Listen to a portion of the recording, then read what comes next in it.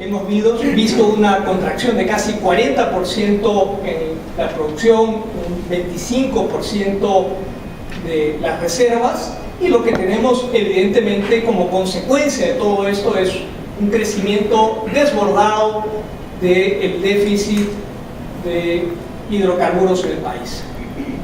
Hemos calculado en los últimos 18 meses aproximadamente 3.300 millones de dólares en déficit de hidrocarburos, que se traducen en reducción de nuestras reservas, regalías que no estamos recibiendo porque es petróleo que estamos importando, combustible que estamos importando. Entonces, ese es el contexto en el que nos movemos, y un contexto que paradójicamente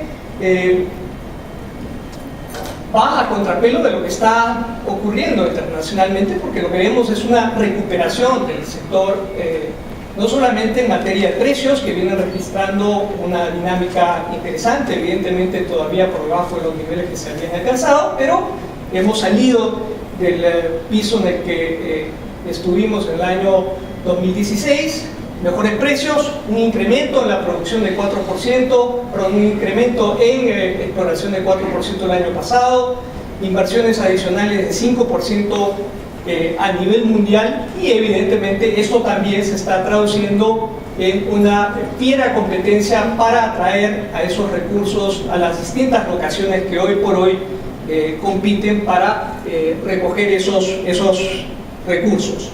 Solo para referirme a las últimas rondas de negociaciones, en lo que va del año, 29 rondas de negociaciones a nivel mundial, en países tan diversos que abarcan desde Argentina hasta Angola, todos compitiendo por ese incremento en el flujo de inversiones, con lotes interesantes, con tratamientos cada vez más relevantes para la inversión. Entonces, crisis en nuestro sector hidrocarburos, un entorno internacional relativamente más interesante y una fiera competencia para atraer la inversión.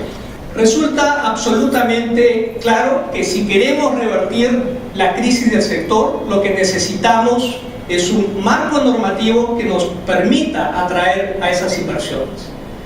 No hay prueba más evidente del fracaso del actual marco normativo que las cifras a las que he hecho alusión. No podemos aspirar a revertir esta crisis si no repensamos las reglas de juego, y eso es precisamente lo que pretende hacer esta Ley Orgánica de Hidrocarburos.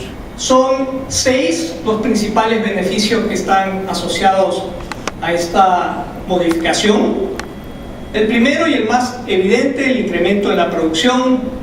Nosotros coincidimos con las proyecciones que hace Perupetro respecto a la posibilidad real, no quimérica, real, de duplicar la producción, más que duplicar la producción, llegar a los 100.000 barriles diarios hacia el 2025, producto de la activación de distintos pozos como resultado de este incremento en la producción, y esto evidentemente aparejado o el resultado de un incremento que nosotros estamos estimando del orden de los 4.000 a 6.000 millones de soles en inversión que se gatillaría como resultado de estas nuevas reglas de juego. Además, el incremento de las reservas probadas desarrolladas, tenemos reservas del orden de los 434 millones de barriles, apenas la mitad de ellas están desarrolladas.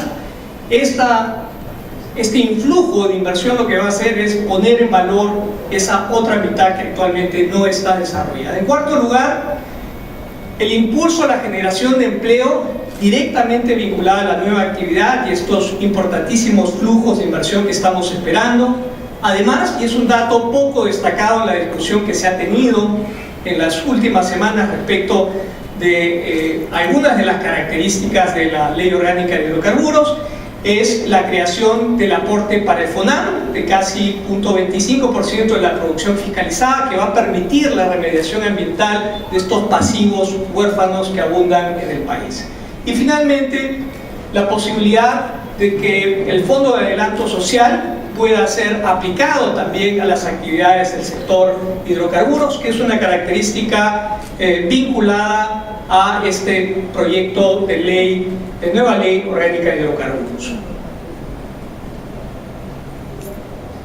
En términos ya muy puntuales, algunas de las características más notables. En primer lugar, diría yo, la introducción de este elemento de flexibilidad en la determinación de las regalías. Esa es una de las novedades más importantes de este proyecto.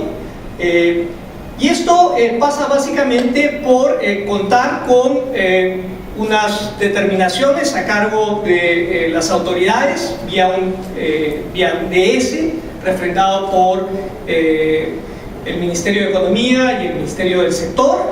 En esencia, una determinación de regalías en función de criterios técnicos y económicos.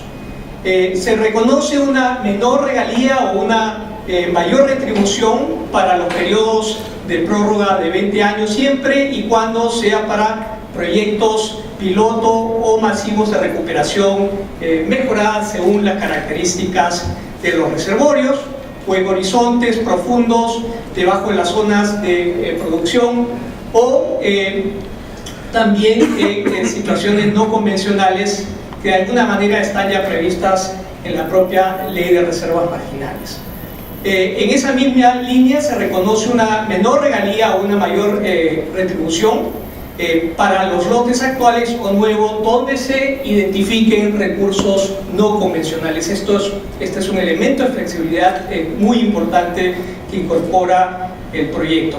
Y finalmente la posibilidad de que los actuales contratistas puedan solicitar la renegociación de las regalías o la retribución. Otro elemento fundamental del proyecto guarda relación con los plazos contractuales. Se homologan los plazos para el petróleo y el gas para 40 años con una prórroga de 20 años para los contratos actualmente vigentes. Eso significaría una ampliación de 10 años más la prórroga adicional de los 20. Así que mayor flexibilidad en el régimen de regalías y horizontes temporales más largos. La simplificación administrativa, que es otro elemento crítico en este proyecto, y aquí sí destacar la creación de la ventanilla única, que se piensa no como una mesa de partes, sino como una plataforma interoperable para poder procesar los distintos requerimientos en lo que atañe a permisos y autorizaciones. Sabemos que son más de 200 permisos, procesos administrativos de distinta naturaleza con los que los inversionistas tienen que cumplir y que ciertamente se verían de manera dramáticamente aliviados teniendo esta plataforma interoperable. La transferencia de los instrumentos de gestión ambiental y los instrumentos de seguridad del anterior contratista Perupetro y de Perupetro a quien quiera que asuma el lote. La ley orgánica de hidrocarburos es un primer paso en la dirección correcta, pero a mi entender no agota las modificaciones o cambios que debiéramos impulsar si queremos reactivar la inversión en el sector. Para ello necesitaríamos además un marco normativo que refuerce el respeto a los derechos adquiridos, y con esto me estoy refiriendo, por ejemplo, a evitar situaciones como la que hemos tenido recientemente a propósito de la modificación del reglamento de planes maestros para las áreas de conservación regional, para no referirme ya a la creación de ANPs, donde lo que vemos es un debilitamiento de la protección de esos derechos adquiridos. Estas son el tipo de situaciones que van al contrapelo de lo que deberíamos estar haciendo si queremos promover la inversión en el sector. Además, especial cuidado con el activismo jurídico que vienen mostrando algunas cortes con decisiones que desconocen compromisos fundamentales que el Perú ha adquirido. Me estoy refiriendo a la última decisión de la Corte Superior de Lima, básicamente suspendiendo unos derechos y obligando a la realización de un nuevo estudio de impacto ambiental, además de mantener la necesidad a nuestro modo ilegal de contar con una consulta previa y además consentimiento de los grupos involucrados en el caso de este EIA. Así que el tipo de decisiones judiciales que nuevamente resultan contrarias a este espíritu de promoción de la inversión que tanto necesitamos impulsar.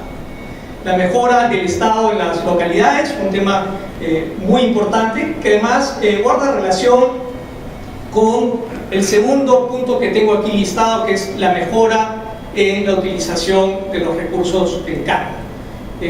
A lo largo de los últimos años, solamente por concepto de canon de camisea se han transferido casi 17.000 millones de soles, una situación que debería haber abundado en la mejora de las condiciones de vida en las poblaciones locales, y esto no solamente lo vemos en el caso del gas, lo vemos en el caso de la minería. El mecanismo del canon no está funcionando como debe. Tenemos que repensar el canon para acercar esos recursos de manera más directa a la población, darle flexibilidad a la inversión que se realice con los mismos y sobre todo blindarlos de la corrupción.